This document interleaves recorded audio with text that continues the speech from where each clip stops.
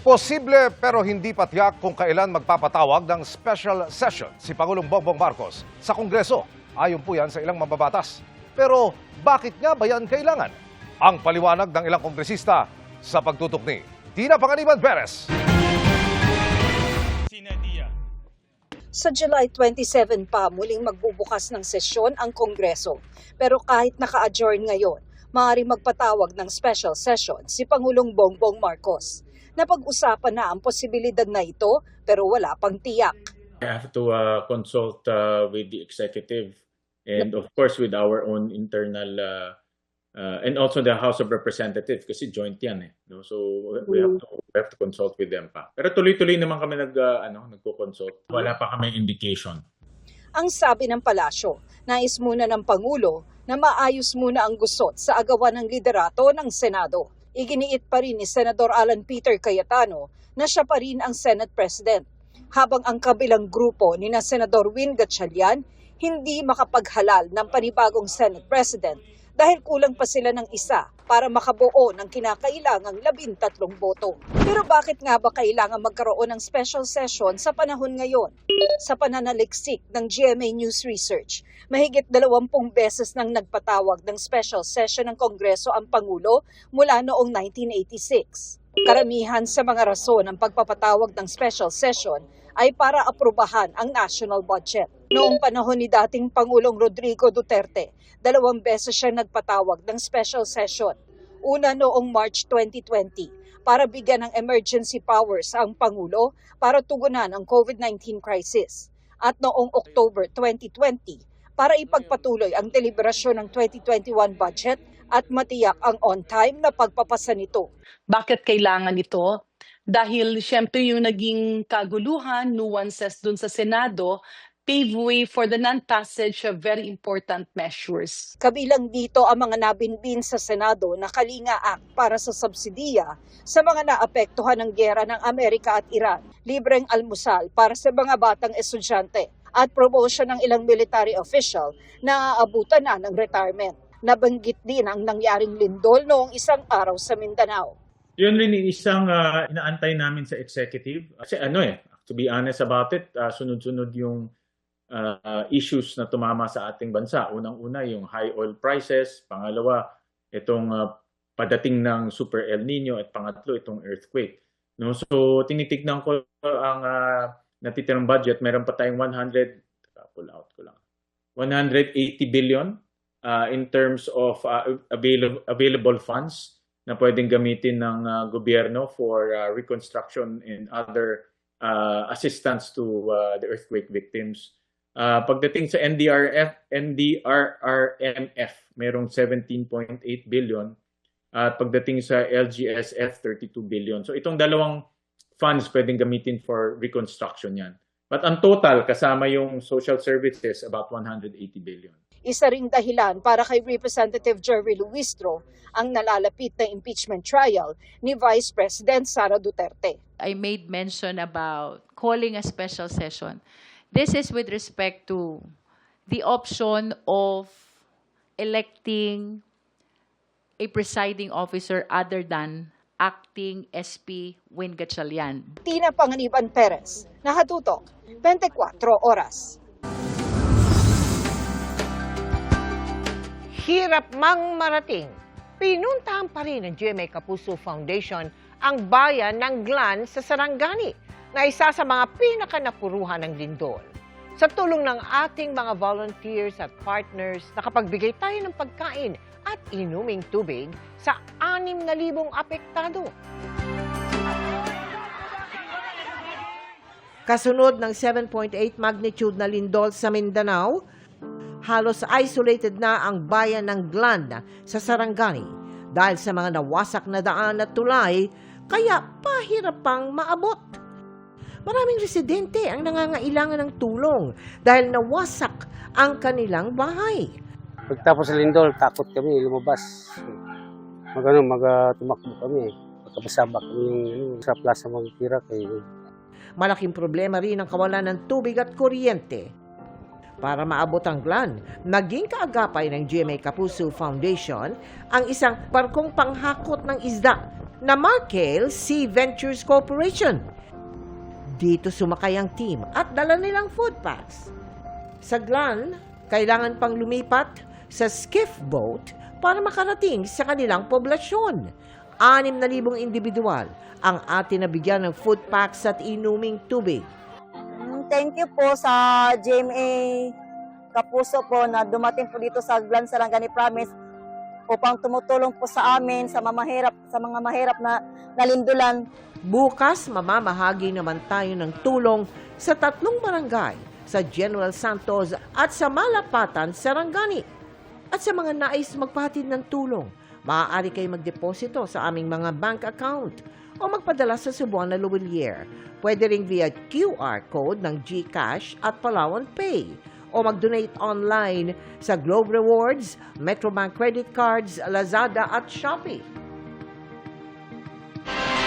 Nananawagan na rin ang mga business group sa Senado na ayusin ang gusot sa liderato nito. Anila, apektado na pati ang mga negosyo at ekonomiya ng bansa. Nakatutok si Dano Tingkungko. Mag-iisang buwan nang naka-impasse ang Senado sa 2 grupong ayaw kilalanin ang liderato ng kabila. Umabot na nga sa punto ng alingas-ngas sa sahod ng mismo mga empleyado at ibang mga nagtatrabaho sa Senado. Kaya simula pa nung Mayo ay sunod-sunod na ang magkakahiwalay na panawagan ng iba't ibang business group sa bansa para sa pagbabalik ng kredibilidad ng Senado at pag-aayos ng liderato nito. Kabilang sa nananawagan ang Management Association of the Philippines. Ayon sa Pangulo nito na si Donald Lim, may epekto ang matagal na bangayan sa Senado sa mga negosyo na pwede sanang pasukin ng mga namumuhunan at sa paggastos ng mga Pilipino na makakaapekto rin sa ekonomiya. Business will invest if there is a certain level of stability and certainty and predictability. Pero if it is prolonged, then we push that back na parang hindi maganda mag-invest sa Philippines. If a consumer says it's not stable, let's hold on to our money first. Let's not spend. That's why we keep pushing na sana let's try to end a lot of what we call the political drama. Nataon pang chairman ang Pilipinas ng Association of Southeast Asian Nations o ASEAN ngayong taon. In the last ASEAN where we chair, medyo ang positioning pa we're the star. Pero in this year's ASEAN, I would think a lot of discussions circled around on Vietnam being overtaking us already. We're a bit worried already because we're battling for not the last place. Simple lang naman daw ang kailangan gawin para maiwasan ito. If the Senate now is hopefully stable already, right, with whoever is the president, make up their minds. I hope that whatever is followed, they follow the rule of law, and the person that is there, okay na, let's respect that and let's move along. Nauna nang kinumpirma ng palasyo ang epekto nito sa ekonomiya, sabay sisi sa mga nananamantala umano para patagalin ito. Mga destabilizers, ito po talaga ang gusto nilang mangyari. Gumulo ang bansa para maapektuhan ang ekonomiya, at kapag naapektuhan ang ekonomiya dahil sa kagagawa nila, ibabato na naman nito sa Pangulo. Sinisika pa naming hinga ng pahayag ang mga nagpakilalang lider ng Senado kaugnay nito. Dano Tingkungko, Nakatutok, 24 Oras. Magandang gabi mga kapuso. Ako po ang inyong Kuya Kim na magbibigay sa inyo ng trivia sa likod ng mga trending na balita. Naalarma ang isang grupo ng mga astronaut dahil sa air leak sa International Space Station. At sa kanilang pansamantalang pagtatago sa isang spacecraft, may namataan silang liwanag from up above na labis silang kinamangha.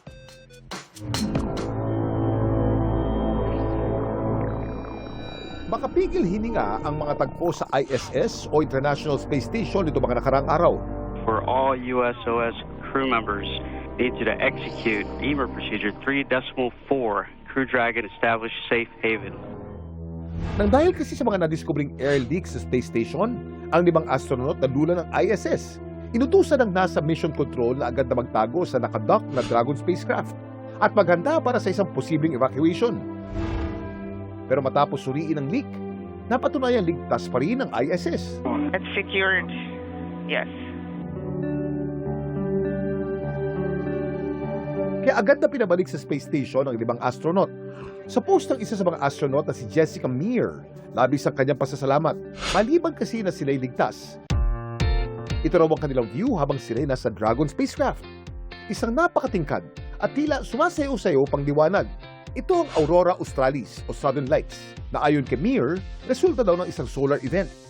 Kung ang Aurora Borealis o Northern Lights natatanaw mula sa Northern Hemisphere, ang Aurora Australis naman makikita sa kabilang dulo, sa Southern Hemisphere. Nabubuwang ito sa pamamagitan ng mga charged particles mula sa araw na tumatama sa atmosphere ng Earth. Ang mga electrons at protons nito bumabiyahe ng milyong-milyong milya sa pamamagitan ng solar wind. Nagresulta ito sa makukulay at nagsasayawang ilaw sa kalangitan. Maliban sa Aurora Australis, marami pang mga nakamamanghang phenomenon ang nasaksiyan ng mga astronaut sa ISS. Gaya na lamang ng isa pang makulay na liwanag na tila nakapalibot sa ating planeta. Ano kaya ito? Kuya Kim, ano na? Ang matingkad na berde at kahel na liwanag na litratuhan ni NASA astronaut Jessica Meir ay tinatawag daw na air glow. Ang mga liwanag na ito ay bunsod ng chemical reaction at interaction sa pagitan ng UV o ultraviolet radiation at mga gas sa ating atmosphere. Di raw tutulad ng aurora na dahil naman sa solar wind particles na nag-interact sa magnetic field ng Earth. At kung ang aurora ay makikita lang sa magkabilang pole ng Earth, ang air glow present daw everywhere, kaya hindi ito pahirapang hanapin. Samantala, para malaman ng trivia sa likod ng viral na balita, i-post o i-comment lang, #Kuya Kim, ano na? Laging tandaan, kimportante ang may alam. Ako po si Kuya Kim at sagot ko kayo 24 oras. Mga kapuso, umakyat na sa 45 ang bilang ng namatay dahil sa lindol sa Mindanao. Tig 50,000 pisong tulong ang inilaan ng gobyerno para sa bawat pamilyang namatayan. Inanunsyo yan ni Pangulong Bongbong Marcos nang bumisita siya sa General Santos City. Nakatutok si Argil Relator ng GMA Regional TV. Ang napinsalang outpatient facility building ng St. Elizabeth Hospital sa General Santos City ang unang ininspeksyon ni Pangulong Bongbong Marcos kasunod ng magnitude 7.8 na lindol na yumanig sa ilang bahagi ng Mindanao. Kita pa ang mga gumuhong semento na mula sa pader na naturang building na nagtamo rin ng mga malalaking bitak, kaya di na raw mapapakinabangan. Kinumusta rin ng Pangulo ang kalagayan ng ilang eskwelahan, kabilang ang Romana at Charon Integrated School sa Barangay Kalumpang at ang General Santos City National High School. Parehong napinsala ang dalawang paaralan at may ilang school building hindi na rin magagamit. Kaya utos ng Pangulo, kailangan pa rin natin tiyakin na safe. Kaya't yung mga engineer ay papasok na para i-assess kung ano ba yung parte ng building na pwede pang gamitin, ano yung hindi na talaga pwede.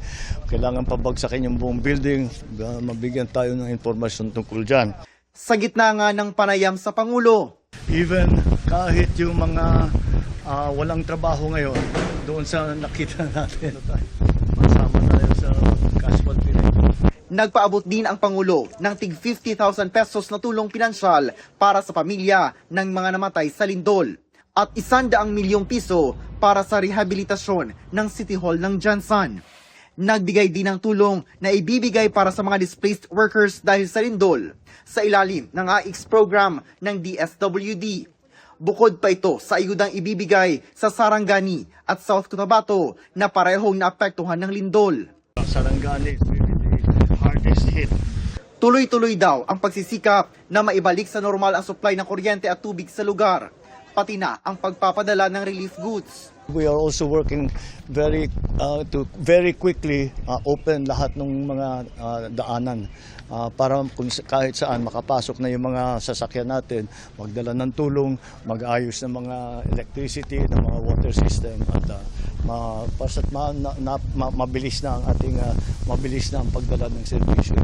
Mula sa GMA Regional TV, Argil Relator, nakatutok 24 oras.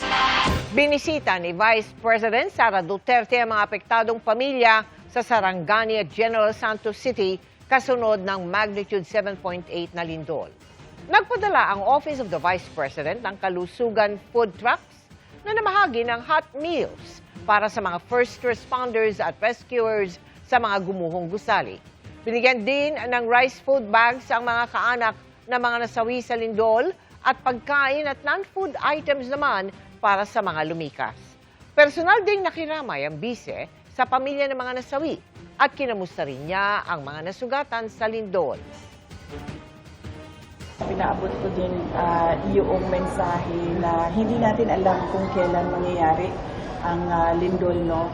Wala siyang warning. Kaya ang pinaka mabisa na paghahanda, panlaban na magawa natin ay yung paghahanda natin na kung ano yung dapat natin gawin kung nandyan na yung lindol. Hindi sumipot si dating Congressman Mike Defensor sa National Bureau of Investigation sa kabila ng pagpapasabpina sa kanya. Dumating lamang ang kanyang abogadong si Attorney Ferdinand Topacio. Sabi niya, hindi niya kikilalanin sakaling magpadala muli ng sabpina ang NBI para kay Defensor. Kung iniimbestigahan daw ang kanyang kliyente para sa isang krimen ay magsampa na lamang daw sila ng kaso. Bago nito, sinabi ng NBI na nakatanggap sila ng impormasyong pinangakuan umano ni Defensor ang 18 nagpakilalang dating bodyguards ni Zaldico ng tig 5 milyong piso. Is there an investigation for a possible criminal offense against my client? Kung meron, alis na ako, mag-file na lang kayo. We are not going to honor another subpoena from the NBI, lalo na kung harassment. Ngayon, kung tingin nyo, you go to court, sabihin nyo in contempt kami, we will prefer our defenses in court. Itinakda sa August 29 ang special elections sa Dasmariñas, Cavite para punan ang nabakanting posisyon ng dati nilang congressman na si Kiko Barzaga. Manual ang gagawing pagboto ng nasa 450,000 registered voters ng distrito. Sa mga susunod na araw ay maglalabas din ang COMELEC ng pinal na calendar para sa pagsisimula ng filing ng candidacy, campaign period, election period at gun ban. June 2 nang i-expel si Barzaga ng Kamara dahil makailang ulit na umano'y disruptive and disorderly behavior na hindi umano nababago kahit ilang beses nang nasuspindi ang dating kongresista. Nagliyab ang mga metro ng kuryente sa isang poste sa San Pedro, Laguna. Mahigit 100 residente tuloy ang nawalan ng kuryente. Nakatutok si Von Aquino. Nag-spark, pumutok at lumiyab ang mga metro ng kuryente sa isang poste sa barangay Cuyab, San Pedro, Laguna kahapon. Kaya gano'n na lang ang takot ng mga residente sa lugar. Narinig namin na nagpuputukan na, naglabasan kami. Magsisigawan na yung mga tao sa labas. Talagang malakas. Na naglalaglagan yung mga wire. Ganun siya. Parang fireworks. Sabi ng ilang residente, mahigit 1 linggo na nilang naoobserbahang tila may nagsaspark sa kumpol na mga metro, pero hindi raw ginagawa ng mga otoridad. Nire-report namin yung mga nagmumutol ng linya, sabi hindi raw nila responsibility yan. Nire-report naman namin sa Meralco, wala, deadma lang sila. Hanggang sa inintay nilang ganyan, saka nila inaksyonan. Dapat sana kung napunta ng ganyan na nagawa, nilalak ng ganyan. Pero nang i-check ng Meralco, wala naman daw silang natanggap na report bago ang insidente. Nakatanggap na lamang daw sila ng report umaga kahapon nang sumiklab na ang sunog. Dahil sa insidente, naperwisyo ng brownout ang mga residente. Napakahirap sa amin, hindi makatulog talaga. Paypay ka ng paypay, napakadilim. Sana magkaroon na ngayon ng ilaw. At napakahirap talaga, lalo't may sakit. Kung mga anak ko hindi makatulog ng ayos, hirap po talaga. Tinitiis lang sobrang init. Pasado 3:00 ng hapon, inabutan naming nagkukumpuni ng mga nasunog na metro ang mga tauhan ng Meralco. Ayon sa Meralco, 140 customers ang pansamantalang nawala ng kuryente. Kasi ang gagawin namin dito, isa-isahin yung mga apektadong customer para masiguro na ligtas na maibalik yung serbisyo ng mga kabayan. No? Sa inisyal na investigasyon ng Meralco, overloading dahil sa illegal na koneksyon o jumper ang posibleng sanhi ng pagkasunog ng mga metro ng kuryente.